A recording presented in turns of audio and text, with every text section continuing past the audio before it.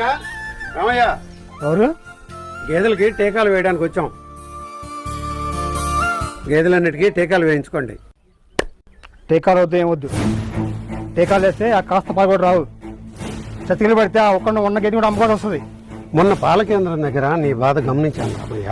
పశువులకి టీకాలు వేయించినందువల్ల గాలికుంటు లాంటి మహమ్మారి వ్యాధులు వ్యాపిస్తున్నాయి.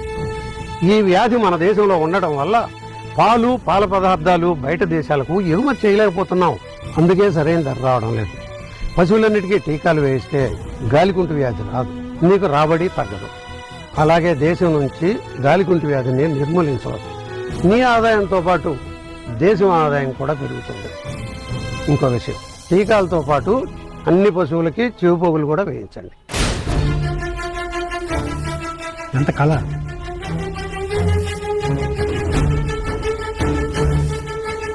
అమ్మో, టీకా అయిపోతే ఇంత నష్టపోతాం. ఎక్కడేస్తున్నారు?